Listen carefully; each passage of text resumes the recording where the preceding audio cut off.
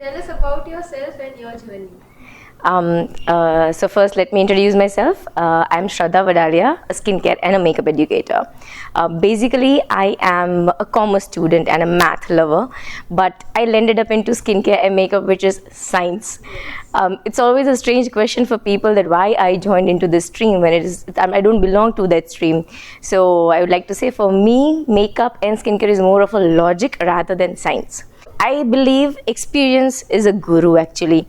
So like something which a degree cannot teach you, experience is definitely going to teach you. So that's absolutely my case, because I'm not having any degree with this science and skincare makeup, but my experience speaks louder than my all of these journeys, what I can say. I always used logic, and that's why skincare and makeup is always more of a logic to me rather than a science.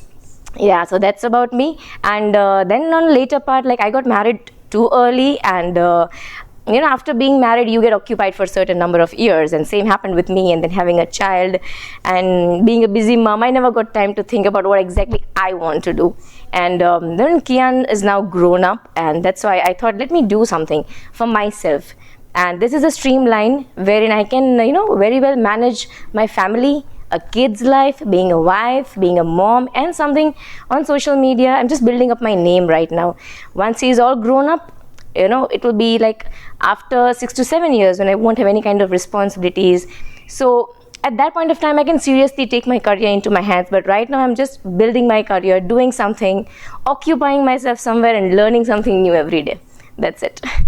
What does Shakti mean to you personally, and how have you personally tapped into your Shakti? To me, like everyone, Shakti to me also means power. But for me, this power, it's like everybody owns this power. Everybody has this power within themselves. The only thing is you have to utilize it.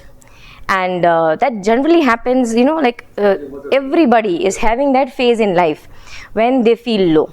Despite of everything being perfect, there are times when you feel low, when you want to do something, you're not finding right ways to do it. So at that point of time, if you are able to find your self-worth, your self-value, you're able to push yourself to do something, I think that power is Shakti. And when you are able to do that, see, it's kind of a chain reaction. If I'm able to push myself at that particular point of time when nobody is there and you're pushing yourself, if I'm able to do that, I'm strong enough that I'm able to tackle everything around me. Any XYZ incident is not going to affect me. I'm going to stay happy throughout. And when I am happy, definitely I am capable enough to make others happy. And I think that, being happy is the biggest challenge that people are facing these days, because they're chasing something or the else in order to be happy. But I think being content with yourself, living in the moment, is what everybody needs to understand. And if I'm happy, I'm going to spread happiness, and that's how I'm contributing to the society.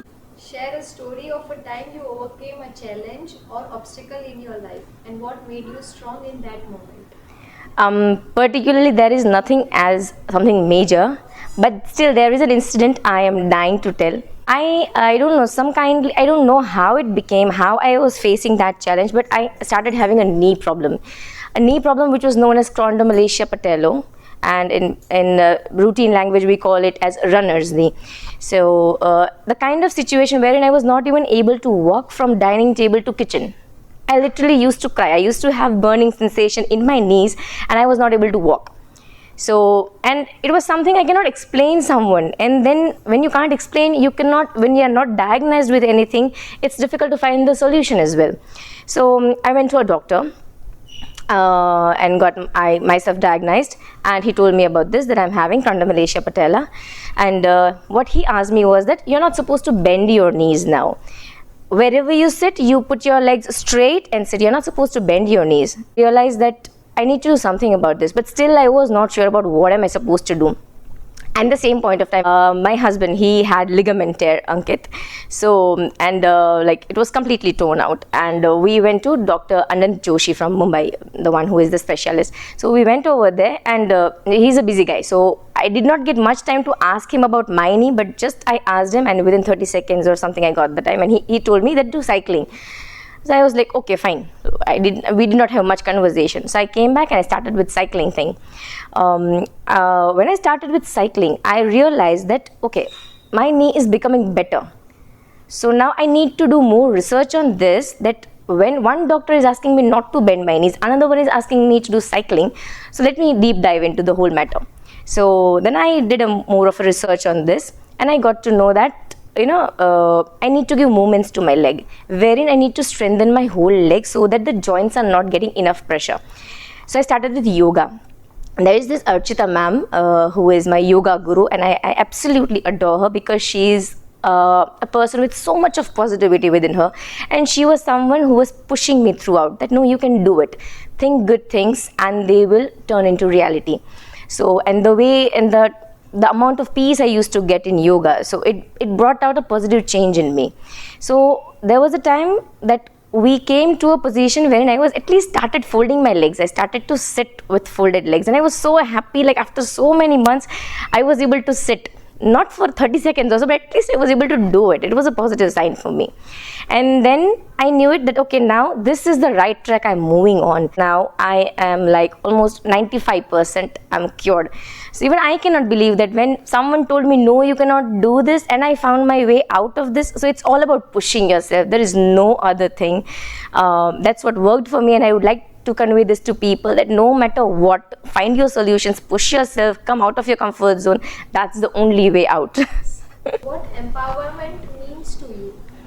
Empowerment, just like everybody says, like empowerment is to boost other women to move forward, helping other women, feminism, this and that. But nobody's talking about this particular thing, that your empowerment starts right from your own home. There is a climate that you need to build within your house so that you make the women in your house comfortable enough to move out of house, cherish their dreams. Like if they are not comfortable within the house, if the home is not a home, it's not a peaceful place, you can never move out of your house. And in case you're moving out of your house, you're not able to bring out that output just because you're not at peace over here. So I believe in that. So it's me and Krishna and my mother-in-law. So we all have very good tuning. And not just here. We are living in a joint family where each and everybody understands each other. And I believe, see, right now there is so much importance of self. Everybody talks of self, self, self. But I think it's also important that you understand life from others' point of view. That is what is making life much more easier. When I think that, okay, what Krishna will think if this will happen. So that is when I understand that it's not only me who is compromising, it's even she who is compromising. And when you start having that bond, this home is actually a home. And that's why everything is at peace. And when everything is at peace, it's very easy for me to just move out and take my thoughts, utilize my brains up to the max. So empowerment begins right at your home. If you were to rewind the clock and write a letter to your younger self, which advice would have you been given at that point of time? Strangely, nothing. I believe there is no point of having regrets on anything. And apart from that, everything that you learn at a particular point of time is the only thing that is helping you to grow and learn better things. So if I learned something today, there is no point if I would have learned the same thing 10 years ago. Why? Because this is the whole process. Something happened, so I learned this thing. And as I told, experience is the guru. So there is no point of learning that particular thing in advance. Learning, growing is the only thing that you can do. So that's my answer.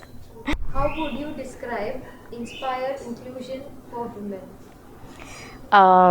Inspiring inclusion for women. Let's not talk about a world scenario. I'll just keep it simple and let's talk just about our surroundings. What we see around us is that we mostly have a male dominating society, and 90% of the homes are having that scenario where men is deciding everything for the house, and women is included, is a part of things, but not to that level. They are not given that much importance that they also know the things. Even they should be included. Even you can ask certain questions to them. They can be a part of your decision. People do not consider this. So I think small changes in everyday life can lead to bigger changes. So this is my message to the society, that at least start considering their thought process. Wherever you think a woman can't, just say yourself a woman can. And just take a point of view from them. You never know when it is going to help you. And there are n number of examples in the world where a woman has done great things. So I think it should start from there. Just start taking a view from a woman. What message would you like to share for women around the society? Okay, that's a nice one. Okay, once you're done listening to me, just do this much. Make your vision board, chase your dreams, and you're not going to stop for anyone.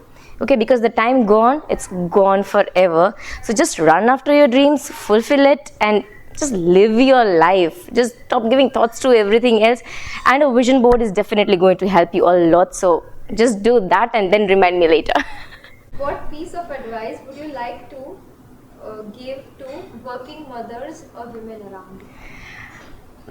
That's a big one actually. To each and every mom listening to me right now, get out of the feeling called mom guilt.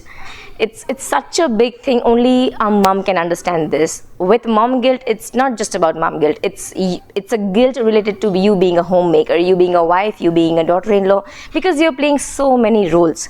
When you're playing so many roles, you cannot be your 100% everywhere, and you need to accept that you can't be 100% everywhere. Just be where you are and be happy. Like, just for a simple example I will give, like if it's Sunday and if Kian is watching TV, and at the same point of time I'm watching TV in some another room, even I go through the same phase. If I'm watching TV, I will have that constant guilt in my mind, though I don't realize. I'm like, he's sitting home and I'm not spending time with him and I'm watching TV for myself. But I need to make myself understand it's okay. I'm a human. Though I'm a mom, I'm a human. I have rights to enjoy myself. It's okay, mom, just sit and relax. So this feeling, when these moms will understand, you're going to reduce, I guess, more than 50% of your stress levels. And it is very important. Each and every mom is going through this stage, but nobody's realizing this. So stop giving you 100%. It's okay if you're giving you 70%. That's it.